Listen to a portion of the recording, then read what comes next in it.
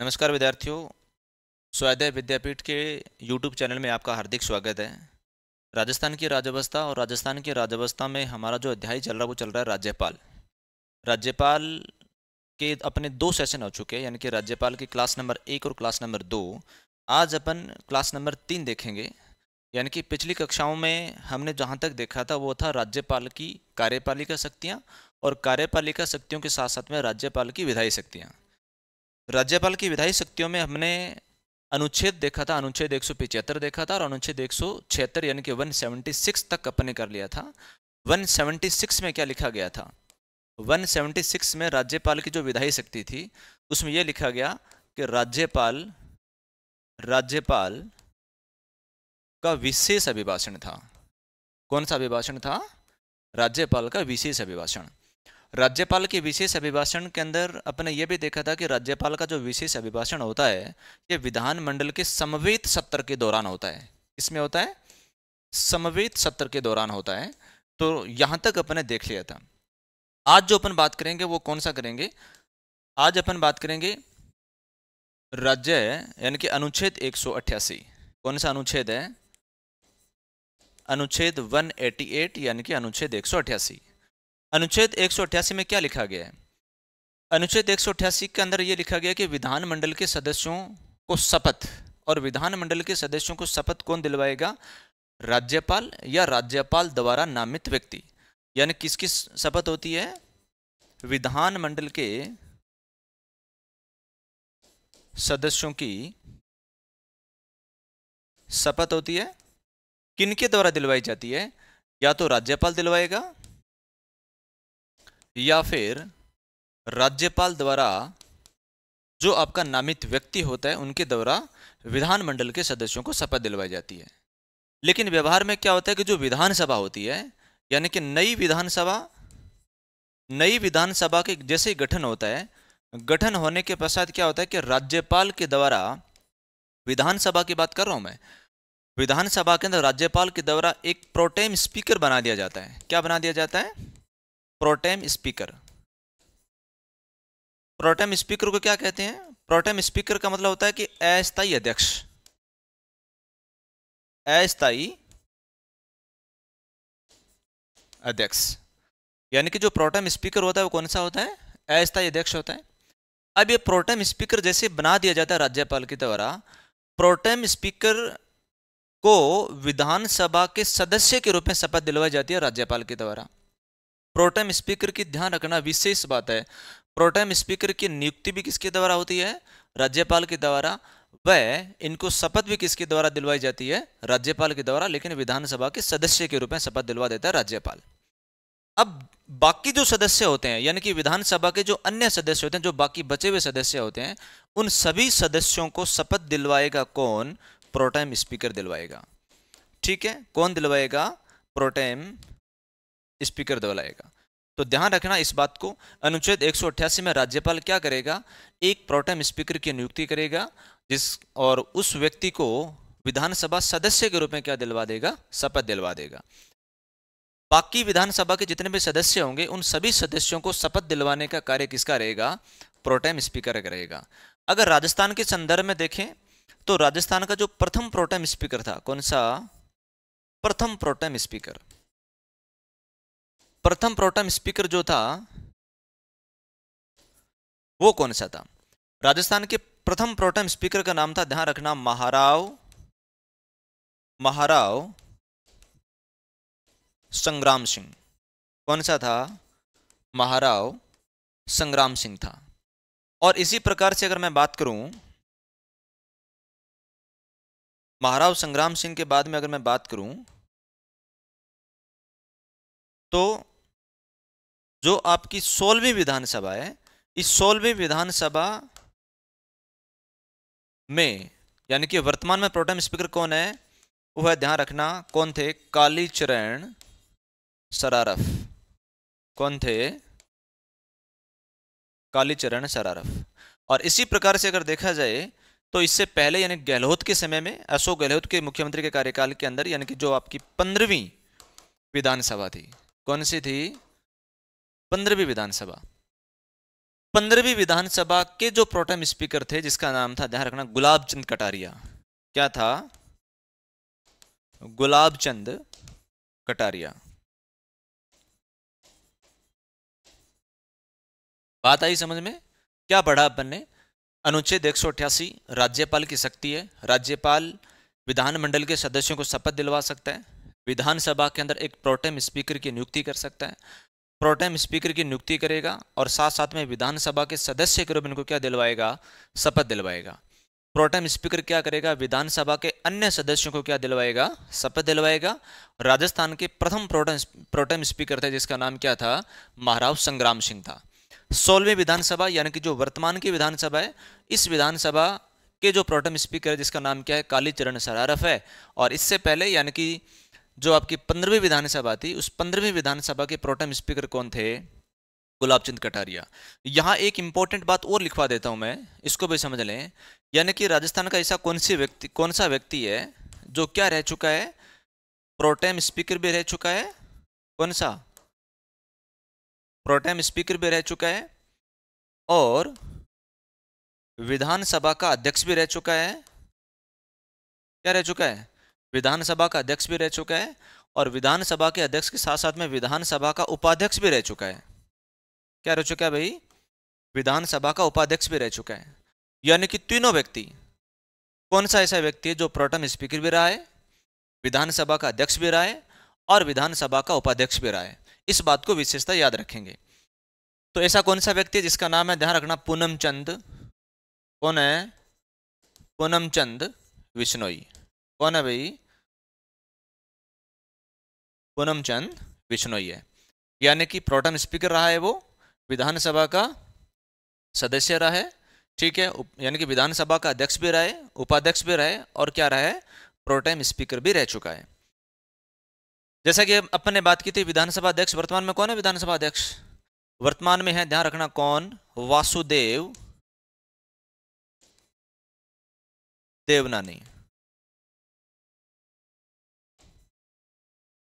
कौन है? वासुदेव देवनानी। तो भाई बात आपके मेरे हिसाब से समझ में आ गई होगी। कौन सी बात? प्रोटेम स्पीकर, विधानसभा का अध्यक्ष और कौन सा आपका? उपाध्यक्ष। इसके बाद में अब देखो, यहां से एक प्रश्न और भी है कि वास्तव में प्रोटेम स्पीकर के कार्य कौन से होते हैं? समझ रहे हो मेरी बात को? यानी कि प्रोटेम स्पीकर के कौन कौन से कार्य होते हैं? प्रोटेम स्पीकर की अगर बात करें तो नंबर 1 कार्य तो कौन सा होता है कि विधानसभा के सदस्यों को शपथ दिलवाना। नंबर 1 कार्य विधानसभा के सदस्यों को शपथ दिलवाना, ये कौन सा होता है? सबसे पहला कार्य होता है। 2 ही कार्य याद रखेंगे आप। एक तो ये हो गया कि ये शपथ दिलवाएगा, क्योंकि ये राज्यपाल द्वारा नामित व्यक्ति होता है। हालांकि कार्य तो किसका होता है? ये शपथ दिलवाना राज्यपाल का, लेकिन क्या लिखी गई लाइन ये कि राज्यपाल या राज्यपाल द्वारा नामित व्यक्ति। अब क्या होता है कि ये शपथ दिलवाएगा और इसके साथ साथ में क्या करेगा? इसके साथ साथ में जब तक विधानसभा के अंदर स्थायी अध्यक्ष नहीं आ जाता है विधानसभा का, तब तक विधानसभा अध्यक्ष के जितने भी कार्य होते हैं वो किसके द्वारा किए जाएंगे? प्रोटेम स्पीकर के द्वारा। जैसे विधानसभा का अध्यक्ष आता है विधानसभा के अंदर, प्रोटेम स्पीकर साइड में, और वहां पर कौन आ जाएगा? आपका विधानसभा अध्यक्ष। तो मेरे हिसाब से ये बात समझ में आ गई होगी आपके अनुच्छेद 188। एक आपका आर्टिकल आता है, ध्यान रखना, कौन सा अनुच्छेद है? अनुच्छेद की अगर बात करें तो अनुच्छेद है आपका कौन सा? अनुच्छेद 191। क्या लिखा गया? लिखा गया कि विधानमंडल में विधानमंडल के सदस्यों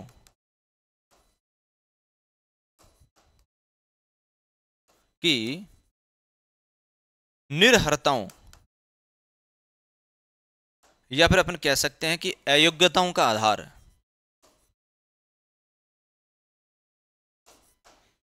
सबसे अच्छा अनुच्छेद है। क्या लिखा गया है? विधानमंडल के सदस्यों की निर्हरता या फिर अयोग्यताएं। यहां पर अयोग्यता ये नहीं लिखा गया कि अयोग्यता क्या है, यहां पे लिखा गया कि अयोग्यताओं का आधार कौन कौन सा है। ठीक है, 2 प्रकार के प्रश्न है। प्रश्न नंबर 1 ये कि विधानमंडल के सदस्यों की योग्यताएं किस अनुच्छेद में है। तो अगर आपसे प्रश्न पूछा जाए कि विधानमंडल के सदस्यों की योग्यताएं, ठीक है, और योग्यता के बारे में अगर देखा जाएगी तो ध्यान रखना, भारतीय संविधान का एक अनुच्छेद है, अनुच्छेद 176। कौन सा अनुच्छेद है? सॉरी 173। कौन सा है? 173। अनुच्छेद 173 में तो क्या लिखा गया है, विधानमंडल के सदस्यों की योग्यताएं। और अगर प्रश्न पूछे कि विधानमंडल के सदस्यों की अयोग्यताओं का आधार यानी कि निरर्हताओं का आधार कौन सा है, कौन सा अनुच्छेद है, अनुच्छेद 191। क्या है अयोग्यताएं? अगर वो भारत का क्या न रहे, नागरिक न रहे, नंबर एक। नंबर दूसरी अगर बात करें तो क्या होगा, भारत का नागरिक न रहे, या फिर मानसिक रूप से, किस रूप से, मानसिक रूप से चित्त विकृत या फिर पागल हो। क्या हो, भारत का नागरिक न रहे, या फिर मानसिक रूप से चित्त विकृत या पागल हो, या फिर अपन ये कह सकते हैं कि दिवालिया घोषित हो। क्या हो भाई, दिवालिया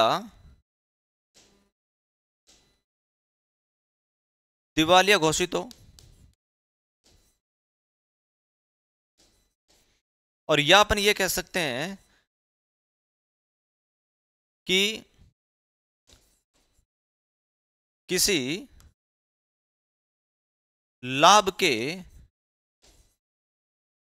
पद में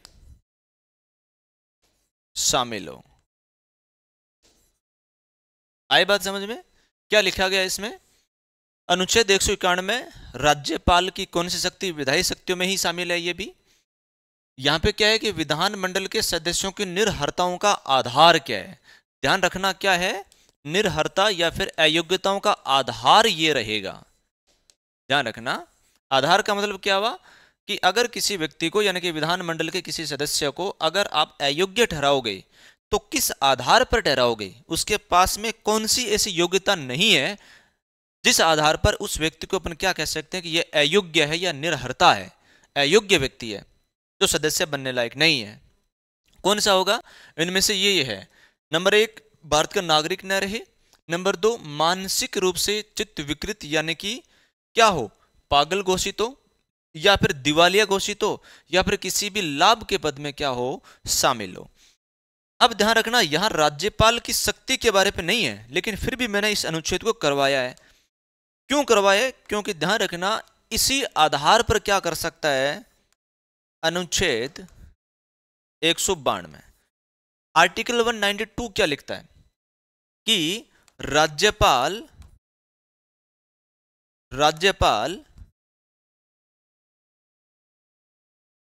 केंद्रीय निर्वाचन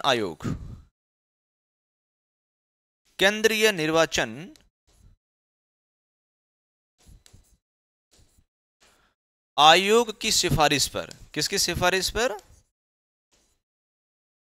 केंद्रीय निर्वाचन आयोग की सिफारिश पर विधानमंडल के सदस्यों को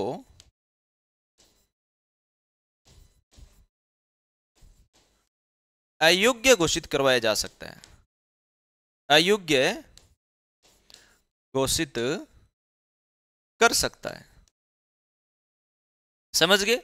यानी कि राज्यपाल अयोग्य, कोई व्यक्ति, विधानमंडल कोई व्यक्ति अयोग्य है या नहीं, इसका निर्धारण किसके द्वारा किया जाएगा, राज्यपाल के द्वारा इसका निर्धारण किया जाएगा कि यह व्यक्ति क्या है, अयोग्य है। लेकिन राज्यपाल को सिफारिश कौन करेगा, राज्यपाल को सिफारिश करेगा, ध्यान रखना, कौन करेगा राज्यपाल को सिफारिश, केंद्रीय निर्वाचन आयोग करेगा। कौन करेगा, केंद्रीय निर्वाचन आयोग। तो कुल मिला के मेरे हिसाब से ये बात समझ में आ गई होगी आपके। दो ही अनुच्छेद है इसमें, अनुच्छेद 191 और अनुच्छेद 192। अनुच्छेद 191 ये कहता है कि विधानमंडल के जो सदस्य होते हैं उनकी निरर्हताओं का आधार या अयोग्यताओं का आधार कौन सा है, और अनुच्छेद 192 ये कहता है कि इन यानी कि अयोग्यताओं के आधार पर राज्यपाल क्या कर सकता है, इसको अयोग्य घोषित कर सकता है। ठीक है, अब अगर देखा जाए तो एक अनुच्छेद आपका आता है, बहुत ही इंपॉर्टेंट अनुच्छेद है, इसको समझना।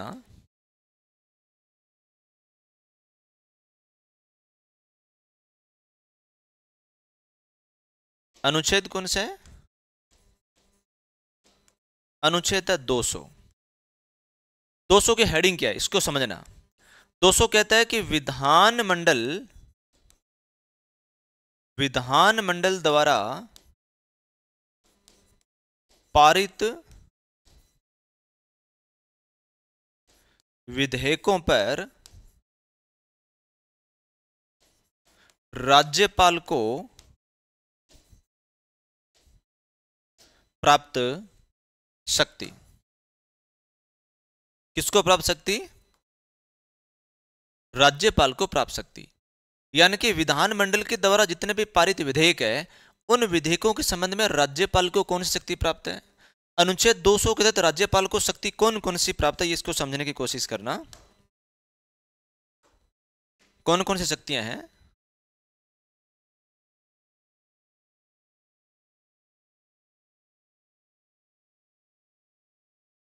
नंबर 1 अगर बात करें तो कौन सी शक्ति है?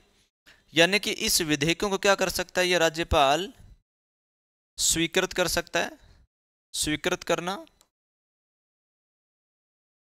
अस्वीकृत करना, क्या करना भाई? अस्वीकृत करना, और सबसे इंपॉर्टेंट है राष्ट्रपति हेतु क्या रखना? आरक्षित रखना। क्या करना? राष्ट्रपति हेतु क्या रखना? आरक्षित रखना। और ध्यान रखना नंबर 4, पुनर्विचार हेतु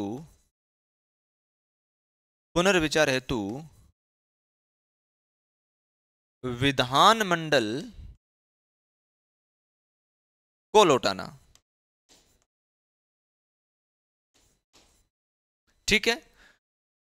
अनुच्छेद 200 क्या कहता है कि जो विधानमंडल द्वारा पारित विधेयक है इन विधेयकों के संबंध में राज्यपाल को कौन सी शक्ति प्राप्त है? तो राज्यपाल को जो शक्ति प्राप्त है वो कौन सी है? राज्यपाल किसी भी विधेयक को स्वीकार कर सकता है, किसी भी विधेयक को क्या कर सकता है? अस्वीकार कर सकता है, और किसी भी विधेयक को राष्ट्रपति के लिए आरक्षित यानी कि सुरक्षित रख सकता है, और उसके बाद में पुनर्विचार हेतु विधानमंडल के समक्ष भी लौटा सकता है। विधानमंडल में इन सभी चीजों को अपन ने पढ़ा था जब विधानमंडल पढ़ रहे थे। विधानमंडल जब अपन पढ़ रहे थे, विधेयक पढ़ रहे थे, उस विधेयकों में इसके बारे में मैंने डिटेल में बताया था। जैसा कि मैंने आपको बताया था कि राष्ट्रपति हेतु जब सुरक्षित रखता है तब राष्ट्रपति राज्य विधानमंडल द्वारा पारित विधेयकों के संबंध में राष्ट्रपति को शक्ति जो प्राप्त वो किस अनुच्छेद में है? तो ये अनुच्छेद ध्यान रखना कौन सा? 201। यानी कि जैसे मान लेते हैं कि राष्ट्रपति के लिए किसने भेज दिया? राज्यपाल ने किसी भी विधेयक को राष्ट्रपति के लिए भेज दिया। जब राज्यपाल किसी भी विधेयक को राष्ट्रपति के लिए भेजेगा तो राष्ट्रपति भी क्या करेगा? उसके ऊपर किसी न किसी प्रकार का फैसला सुनाएगा। अब यह फैसला जो सुनाएगा वो किस अनुच्छेद का प्रयोग करते हुए सुनाएगा? अनुच्छेद 201 के तहत राष्ट्रपति राज्य विधानमंडल द्वारा पारित विधेयकों के संबंध में कुछ भी फैसला सुना सकता है। तो अनुच्छेद 200 अपने देख लिया। अब ध्यान रखना अगला जो अनुच्छेद है, एक आपका अनुच्छेद है कौन सा? अनुच्छेद 213। क्या जारी करना? अध्यादेश जारी करना।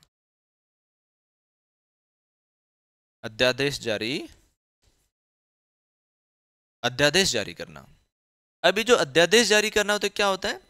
अध्यादेश का मतलब क्या हुआ कि मान लेते हैं कि विधानमंडल का क्या नहीं चल रहा है, अगर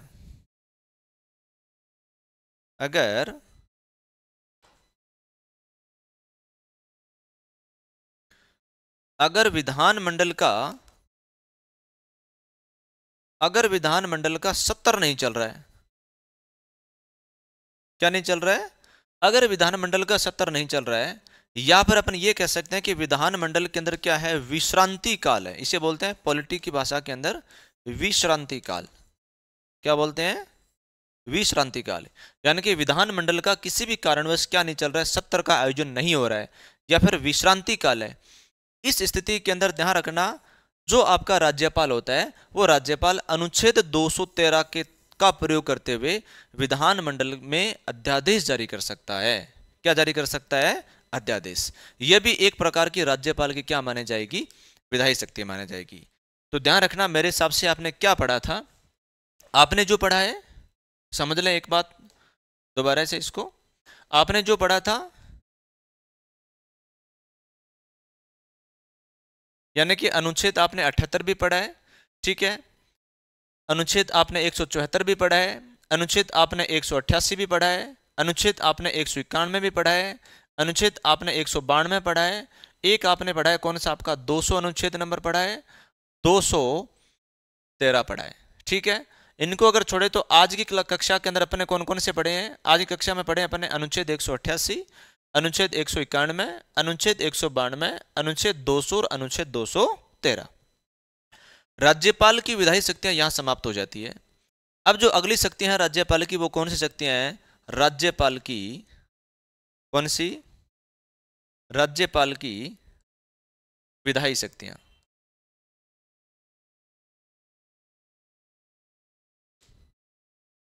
राज्यपाल की, सॉरी विधायी शक्तियां नहीं, राज्यपाल की न्यायिक शक्तियां। कौन शक्तियां, राज्यपाल की न्यायिक शक्तियां। अब राज्यपाल की न्यायिक शक्तियां कौन कौन सी होती है, समझना मेरी बात को। राज्यपाल की न्यायिक शक्तियों के बारे में अगर देखा जाए, कौन कौन सी बात है। नंबर एक बात, राज्यपाल की न्यायिक शक्तियों यानी कि उच्च न्यायालय जो होता है आपका, यानी कि हाईकोर्ट के न्यायाधीश जो होते हैं, हाईकोर्ट के न्यायाधीशों की नियुक्ति कौन करेगा, राष्ट्रपति करेगा। कौन करेगा भाई, राष्ट्रपति करेगा। लेकिन जब राष्ट्रपति नियुक्ति करता है हाईकोर्ट के न्यायाधीशों की, तो जो संबंधित राज्य का, यानी कि जिस राज्य में हाईकोर्ट की न्यायाधीश की नियुक्ति की जा रही है, उस राज्य के राज्यपाल से क्या ली जाएगी, उस राज्य के राज्यपाल से परामर्श ली जाएगी। क्या ली जाएगी भाई, परामर्श ली जाएगी। नंबर एक शक्ति। न्यायिक शक्ति में क्या देखा अपने नंबर एक पे, यानी कि हाईकोर्ट के न्यायाधीशों की नियुक्ति राष्ट्रपति के द्वारा की जाती है, लेकिन राष्ट्रपति संबंधित राज्य के राज्यपाल से क्या लेगा, परामर्श लेगा। नंबर एक बात। नंबर दूसरी बात क्या होती है, नंबर दूसरी बात यह होता है कि जो हाईकोर्ट होते हैं, यानी कि हाईकोर्ट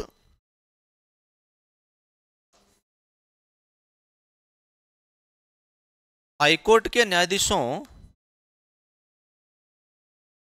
हाईकोर्ट के न्यायाधीशों को शपथ जो है कौन दिलवाता है, संबंधित राज्य के राज्यपाल द्वारा दिलवाई जाती है।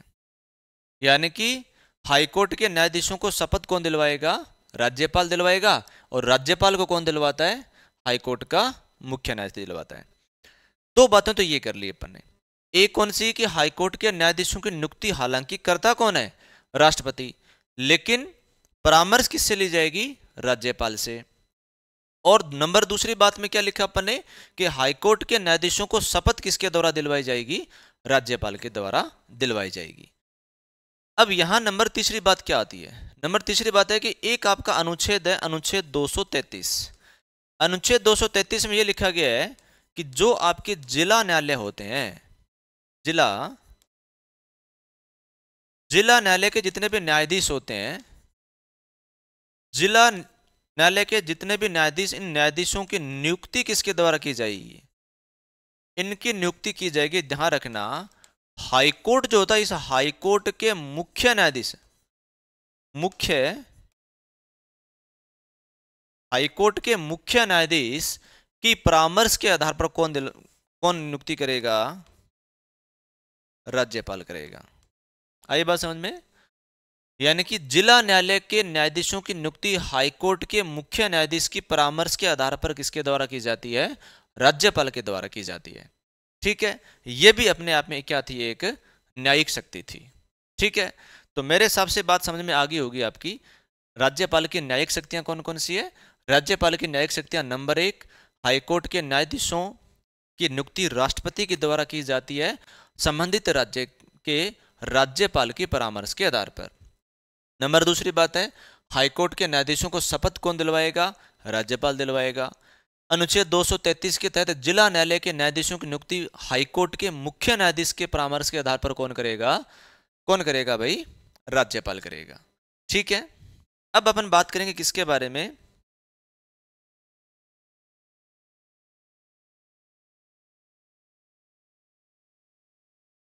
राज्यपाल की, राज्यपाल की कौन शक्ति? राज्यपाल की क्षमादान की शक्ति। कौन शक्तियां? क्षमादान की शक्तियां। हालांकि बहुत आसान है, ठीक है, लेकिन फिर भी इसको पढ़ने की कोशिश करें। नंबर एक बात, अलग अलग प्रकार से राज्यपाल की जो समाधान की शक्तियां जो है भारतीय संविधान के किस अनुच्छेद के तहत प्रदान की गई है? भारतीय संविधान का अनुच्छेद 161 के तहत इनको प्रदान की गई है। किस अनुच्छेद के तहत? अनुच्छेद 161 के तहत। राज्यपाल की अगर बात करें तो राज्यपाल को राज्य सूची व संवर्ती सूची के विषयों से संबंधित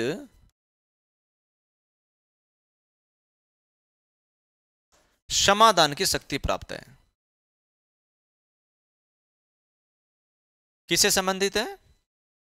एक तो आपके राज्य सूची और संवर्ती सूची के जितने भी विषय होते हैं, उन विषयों से संबंधित जितने भी अपराध होते हैं, उन अपराध के संबंध में राज्यपाल को समाधान की शक्ति प्राप्त है।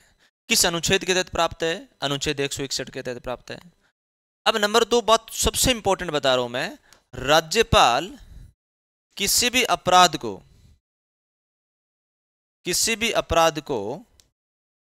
क्या कर सकता है भाई?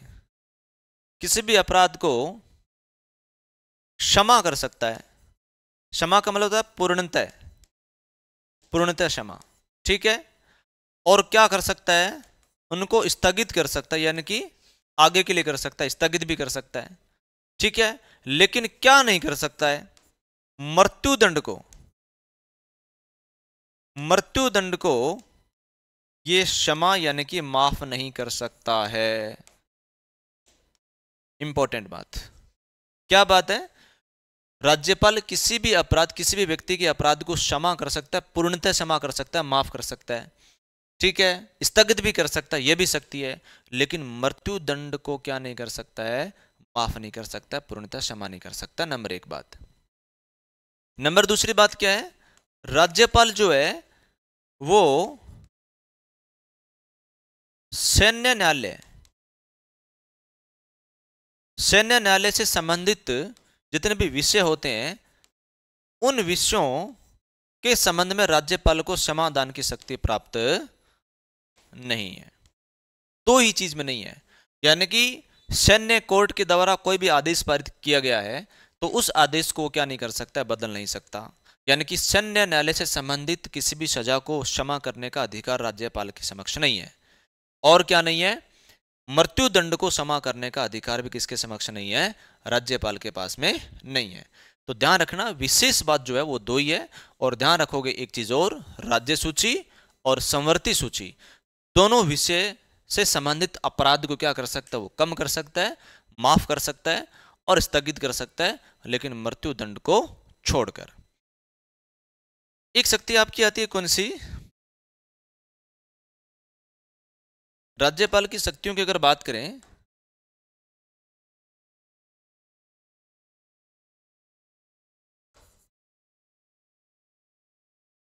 राज्यपाल की वित्तीय शक्तियां। कौन शक्तियां? राज्यपाल की वित्तीय शक्तियां। राज्यपाल की वित्तीय शक्तियों में बहुत इंपॉर्टेंट बातें हैं। एक आपका अनुच्छेद आता है, कौन सा अनुच्छेद? अनुच्छेद 202। अनुच्छेद 202 में क्या लिखा गया है कि राज्यपाल प्रतिवर्ष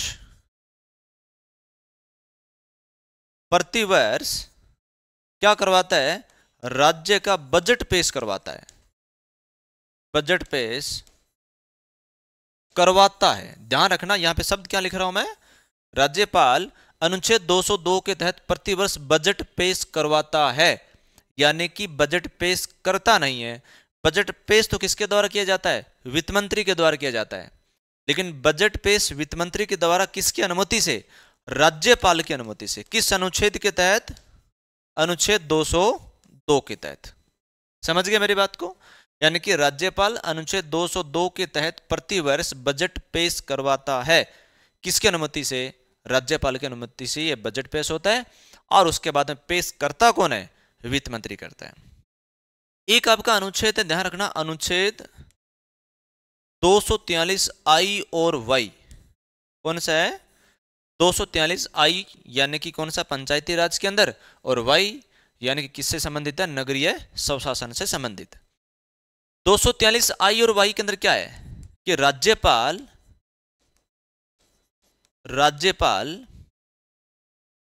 प्रति 5 वर्ष बाद, कितने वर्ष बाद? 5 वर्ष बाद एक राज्य वित्त आयोग का गठन करता है। राज्य वित्त आयोग का गठन करता है।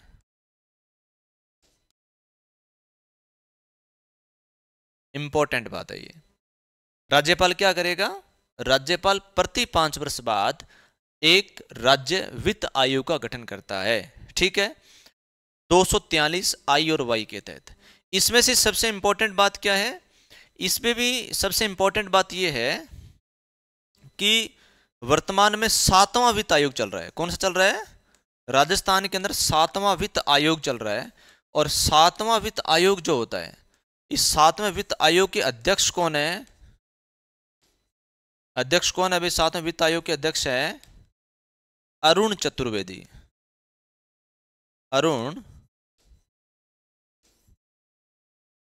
अरुण चतुर्वेदी है। कौन है भाई? 7वें वित्त आयोग के अध्यक्ष है अरुण चतुर्वेदी। ठीक है, तो मेरे हिसाब से ये बातें आपके समझ में आ गई होगी। एक बात और, एक राज्यपाल की थोड़ी सी और बातें करेंगे अपन। कौन शक्ति के बारे में बात करेंगे? ये जो शक्ति है वो कौन सी है? राज्यपाल की सविवेकीय शक्ति। राज्यपाल की सविवेकीय शक्तियां। अब राज्यपाल की जो सविवेकीय शक्तियां होती है 2 प्रकार की होती है। कौन सी होती है? 2 प्रकार की राज्यपाल की सविवेकीय शक्तियां होती है। कौन कौन सी होती है? 2 प्रकार की कौन कौन सी होती है, इसको समझना। ठीक है, एक जो राज्यपाल की सविवेकीय शक्तियां होती है वो होती है संविधान प्रदत्त। कौन सी? संविधान प्रदत्त,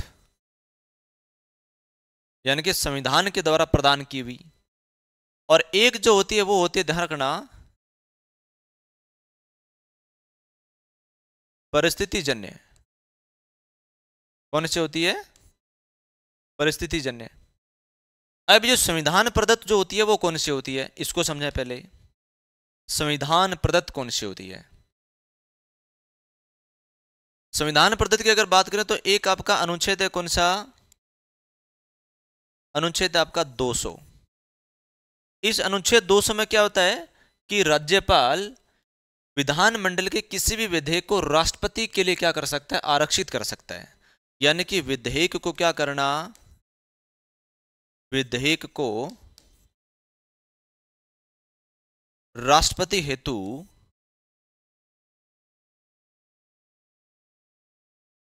आरक्षित करना। ठीक है, अब ये विधेयक जो होता है, इस विधेयक को राष्ट्रपति के लिए आरक्षित करने की जो शक्ति होती है वो है तो सविवेकीय शक्ति, लेकिन है कौन सी? संविधान के द्वारा प्रदत्त है, जिसका उल्लेख किसमें है? संविधान के अंदर है अपने विवेक की शक्ति है। नंबर दूसरी बात अगर बात करें तो कौन सी है? अनुच्छेद 1 आता है 213। 213 में क्या? राज्यपाल की शक्ति, यानी कि राज्यपाल अपने विवेक से क्या कर सकता है? अध्यादेश जारी कर सकता है। अध्यादेश जारी कर सकता है। क्या कर सकता है भाई? अध्यादेश जारी कर सकता है। ठीक है, इसके बाद में अगर देखा जाए तो कौन सी है? एक अनुच्छेद आता है, ध्यान रखना, 167।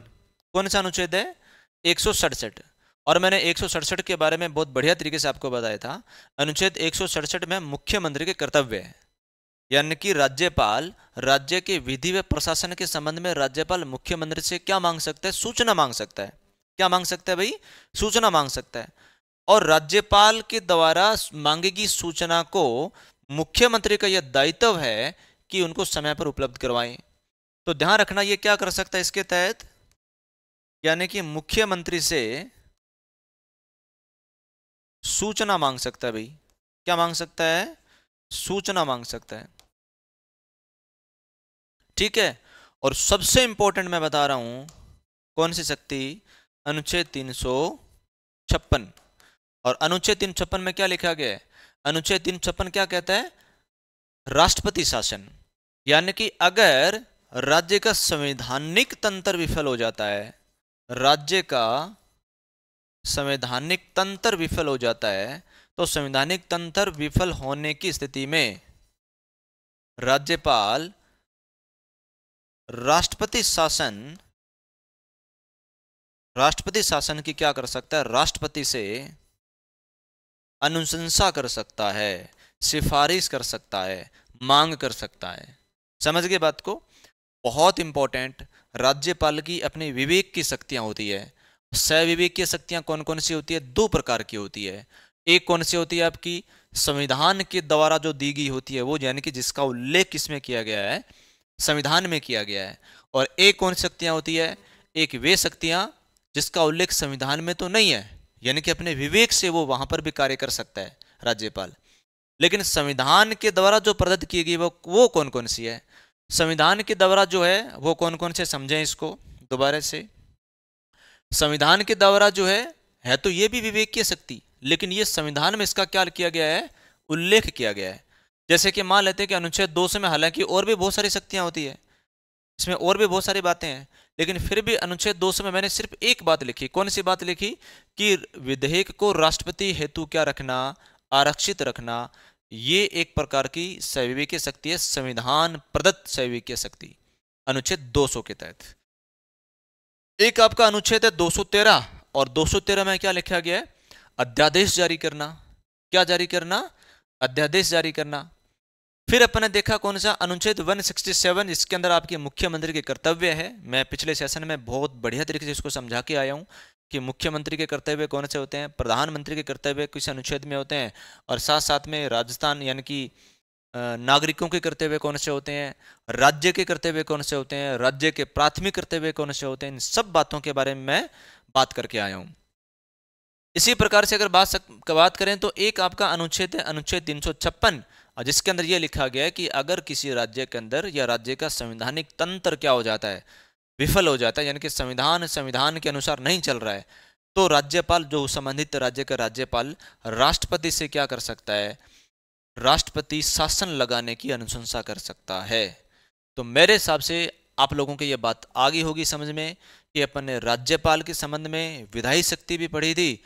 विधायी शक्तियों के साथ साथ में कौन कौन शक्तियां पढ़ी है? अपन ने न्यायिक शक्ति पढ़ी है, न्यायिक शक्तियों के बाद अपन ने क्षमादान की शक्ति पढ़ी है, क्षमादान की शक्ति के बाद में कौन सी पढ़ी है? अपन ने सविवेकीय शक्तियां पढ़ी है। ठीक है। और अब जो रहेगी, यानी कि आगे अगली क्लास के अंदर, अगली क्लास में राज्यपाल की परिस्थिति जन्य शक्तियां कौन सी होती है? ठीक है।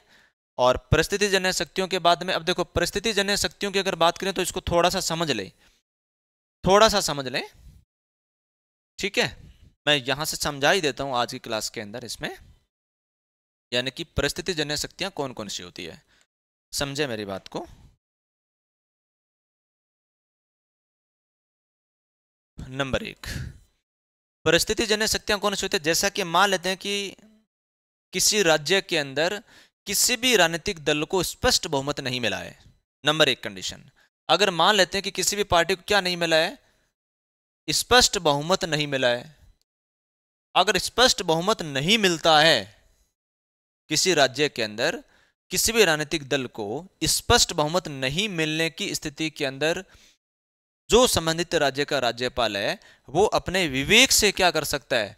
मुख्यमंत्री नियुक्त कर सकता है। क्या कर सकता है भाई? मुख्यमंत्री नियुक्त कर सकता है।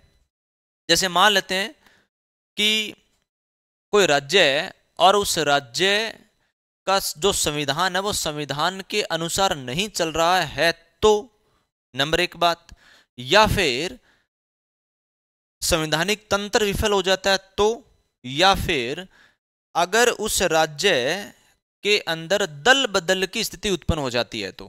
क्या बात लिखवाई मैंने? अगर उस राज्य के अंदर दल बदल की स्थिति उत्पन्न हो जाती है तो, अगर दल बदल की स्थिति उत्पन्न हो जाती है तो, या फिर संविधान जो है, संविधान के मूल्यों के अनुसार शासन नहीं चल रहा है तो, ठीक है। अगर ऐसी स्थितियां उत्पन्न हो जाती है, कौन कौन सी? नंबर एक, अगर मान लेते हैं कि किसी भी राजनीतिक दल को स्पष्ट बहुमत नहीं मिला है तो मुख्यमंत्री किसको नियुक्त करें? तो राज्यपाल अपने विवेक से, ये परिस्थिति जन्य है, ऐसी कंडीशन उत्पन्न हो गई है तो अपने विवेक से क्या बना सकता है? ये मुख्यमंत्री बना सकता है। नंबर एक बात। अगर मान लेते हैं कि दल बदल की स्थिति उत्पन्न हो चुकी है, एक व्यक्ति है वो दूसरी पार्टी में जा रहा है, दूसरी पार्टी का कोई व्यक्ति इस पार्टी में आ रहा है, तो दल बदल ध्यान रखना 10वीं अनुसूची के अंदर है, 52वां संविधान संशोधन हुआ था 1985 के अंदर दल बदल की अनुसूची जोड़ी गई थी, ठीक है। अगर निर्वाचित पार्टी के निर्वाचित सदस्य 2/3 से कम होते हैं और वो एक पार्टी को छोड़कर किसी दूसरी पार्टी में शामिल होते हैं तो वो व्यक्ति क्या माने जाएंगे, वो सदस्य क्या माने जाएंगे? दल बदल के दोषी माने जाएंगे। यानी कि पार्टी के निर्वाचित सदस्य और वो भी 2/3 से कम है और वो किसी एक पार्टी को छोड़कर किसी दूसरी पार्टी को ज्वाइन करते हैं तो वो क्या माने जाएंगे? दल बदल माने जाएंगे। या फिर अगर कहें तो जैसे कि मान लेते हैं कि पार्टी से स्वतंत्र उम्मीदवार व्यक्ति है और वो एक पार्टी को छोड़कर दूसरी पार्टी ज्वाइन करता है तो भी क्या माना जाएगा? दल बदल। या फिर मान लेते हैं कि कोई पार्टी का सदस्य है और पार्टी के आदेश का पालन, इसे बोलते हैं व्हीप, क्या बोलते हैं इसे? व्हीप बोलते हैं। मैं दल बदल के बारे में बता रहा हूं थोड़ा सा।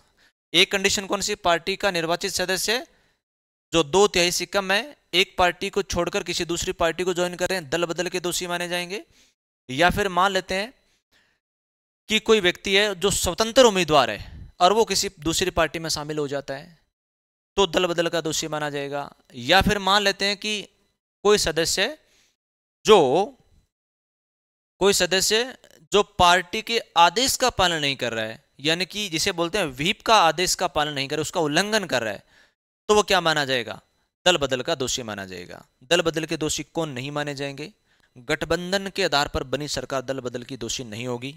या फिर अगर निर्दलीय व्यक्ति किसी दूसरी पार्टी में शामिल होता है तो क्या नहीं माना जाएगा? दल बदल का दोषी नहीं माना जाएगा।